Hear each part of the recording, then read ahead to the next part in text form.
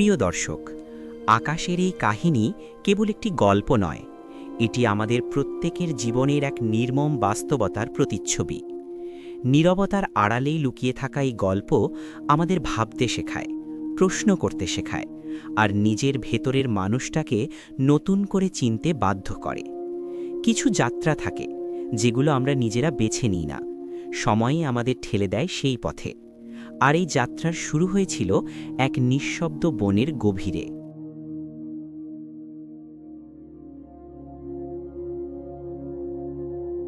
বনের ভেতরটা যেন কোনো এক আদিম নিস্তব্ধতায় মোড়া। আকাশ নামের তরুণটি যখন বনের গভীরে প্রবেশ করেছিল, তখনও সে জানত না যে এই যাত্রা তার জীবনের মোড় ঘুরিয়ে দেবে। আকাশ সবসময় প্রকৃতি ভালোবাসত, কিন্তু আজ এই প্রকৃতি তার কাছে এক মরণ ফাঁদ হয়ে দাঁড়িয়েছে। সূর্যের আলো এখানে বিলাসিতা, বিশাল বিশাল রেইন ট্রি আর বুনো লতার ঘন বুনন ভেদ করে এক ফোঁটা আলো মাটির স্পর্শ পাচ্ছে না। স্যাঁতসেঁতে মাটিতে শুকনো পাতার মর্মর শব্দ তার প্রতিটি পদক্ষেপকে আরও ভয়ার্ত করে তুলছে। আকাশ পথ হারিয়েছে আজ কয়েক ঘন্টা হলো। দিগ্ভ্রান্ত হয়ে সে যখন বনের আরও গভীরে যাচ্ছে, তখনই তার শির দ্বারা বেয়ে হিম শীতল একটি স্রোত বয়ে গেল। জঙ্গল হঠাৎ নিস্তব্ধ হয়ে গেছে, এমনকি ঝিঁঝি পোকার ডাকও থেমে গেছে। ঠিক সেই মুহূর্তেই বনের নিস্তব্ধতা খান খান করে দিয়ে ভেসে এলো সেই হাড় হিম করা গর্জন। একটি বিশাল রয়্যাল বেঙ্গল টাইগার। বাঘটির সোনালি শরীরে কালো ডোরাকাটা দাগগুলো অন্ধকারেও জ্বলজ্বল করছে। তার চোখ দুটো যেন জ্বলন্ত অঙ্গার, যা সরাসরি আকাশের অস্তিত্বকে বিদ্ধ করছে। আকাশের শরীরের প্রতিটি কোষে তখন অ্যাড্রিনালিন হরমোন তীব্র গতিতে ছুটছে।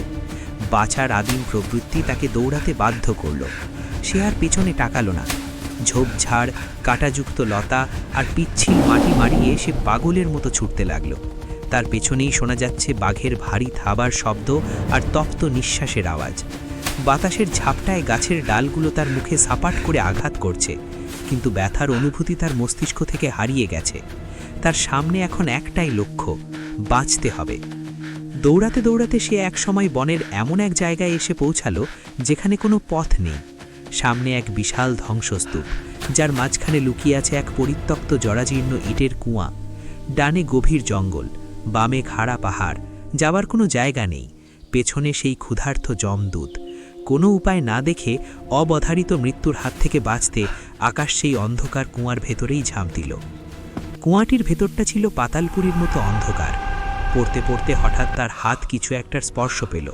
এটি ছিল কুয়ার দেয়ালে জন্মানো একটি শক্ত বুনো লতা। আকাশ তার সর্বশক্তি দিয়ে সেই লতাটি আঁকড়ে ধরল। তার হৃৎপিণ্ড তখন কামারের হাঁপড়ের মতো ওঠানামা করছে। কিছুক্ষণ ঝুলে থাকার পর সে যখন কিছুটা ধাতস্থ হলো, তখন সে নিচের দিকে তাকালো, আর যা দেখল তাতে তার চিৎকার করার শক্তিটুকুও হারিয়ে গেল। কুয়ার একদম নিচে জমাট বাঁধা অন্ধকারের ভেতর কুণ্ডলি পাকিয়ে বসে আছে এক দানবীয় অজগর সাপ। সাপটির মুখ অতিকায় এক গুহার মতো হাঁ করা। সে যেন আকাশের পড়ার অপেক্ষায় নিঃশব্দে প্রহর গুনছে। আকাশের পায়ের নিচে মৃত্যু, আর মাথার ওপরেও মৃত্যু। বাঘটি কুয়ার পাড়ে দাঁড়িয়ে নখ দিয়ে মাটি আছড়াচ্ছে আর রাগে গর্জন করছে। আকাশের হাত থরথর করে কাঁপছে। সে জানে না আর কতক্ষণ সেই লতাটি ধরে ঝুলে থাকতে পারবে। ঠিক তখনই সে এক অদ্ভুত দৃশ্য লক্ষ্য করল। কুয়ার দেওয়ালে দুটি ইঁদুর গর্ত থেকে বেরিয়ে এসেছে। একটি ধবধবে সাদা, অন্যটি কুচকুচে কালো। তারা একে অপরের পেছনে ছুটছে না, বরং তারা দুজন মিলে আকাশের জীবন বাঁচিয়ে রাখা সেই লতাটিকে কুড়ুর কুড়ুর করে কাটতে শুরু করেছে। সাদা ইঁদুরটি একবার কামড় দিচ্ছে, তারপর কালো ইঁদুরটি। আকাশ বুঝতে পারল তার আয়ু এখন ওই সরু লতাটির ওপর নির্ভর করছে, যা প্রতি মুহূর্তে একটু একটু করে ক্ষয় হয়ে যাচ্ছে। ভয়, ক্লান্তি আর অনিশ্চয়তায় তার চোখের কোণে জল চলে এলো। সে ভাবল, মানুষের জীবনটা কি এতটাই অসহায়? একদিকে হিংস্র বাঘ, অন্যদিকে গিলে খেতে চাওয়া সাপ, আর মাঝখানে সময়ের দুই ঘাতক তার শেষ আশ্রয়টুকু কেড়ে নিচ্ছে। এই চরম বিভীষিকার মধ্যেও হঠাৎ একটি ঘটনা ঘটে গেল। কুয়ার ঠিক ওপরে ঝুলে থাকা একটি গাছের ডালে ছিল এক বিশাল মৌচাক। বাঘটি যখন থাবা মারছিল, তখন ডালটি নড়ে ওঠে আর মৌচাক থেকে এক ফোঁটা গাঢ় সোনালি মধু চুইয়ে পড়তে শুরু করে। আকাশ যখন মৃত্যুভয়ে কাঁপছে, ঠিক তখনই সেই মধুর ফোঁটাটি এসে পড়ল তার ঠোঁটের কাছে। সে কি করবে? মৃত্যু তো নিশ্চিত, কিন্তু মধুর সেই সুবাস তাকে যেন সম্মোহিত করে ফেলল। সে নিজের অজান্তেই তার জিভটি বাড়িয়ে দিল। মধুর সেই এক ফোঁটা মিষ্টতা তার জিহবায় ছড়াতেই সে এক মুহূর্তের জন্য ভুলে গেল ওপরের সেই ক্ষুধার্ত বাঘের কথা, ভুলে গেল নিজের সেই বিষধর সাপের কথা, এমনকি সেই সাদা কালো ইঁদুরের কথাও তার মস্তিষ্ক থেকে মুছে গেল। সে কেবল ওই মধুর আস্বাদনেই মগ্ন হয়ে রইল। জীবনের সব আতঙ্ক, সব ভয় এক পলকেই মায়ার আড়ালে ঢাকা পড়ে গেল। প্রিয় দর্শক, আকাশের এই কাহিনী কেবল একটি গল্প নয়, এটি আমাদের প্রত্যেকের জীবনের এক নির্মম বাস্তবতা।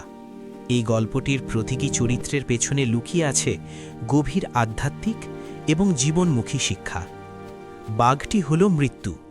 যে জন্ম নিয়েছে তাকে মৃত্যুর স্বাদ গ্রহণ করতেই হবে, আর এটা আমরা সকলেই জানি।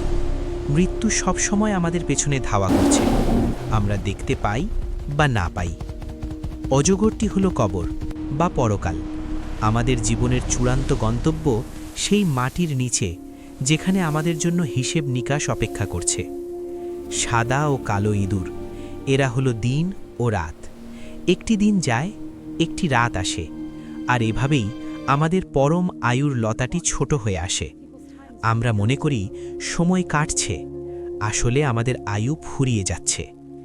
এক ফোঁটা মধু, এই মধু হল পৃথিবীর তুচ্ছ মায়া ও ভোগবিলাস। আমরা জানি আমাদের পেছনে মৃত্যু, সামনে অন্ধকার পরকাল এবং আয়ু শেষ হয়ে আসছে। তবুও দুনিয়ার এক ফোঁটা মিথ্যে আনন্দের লোভে আমরা আমাদের আসল উদ্দেশ্য ভুলে যাই। আমরা সবাই আকাশের মতো সেই লতা ধরে ঝুলে আছি।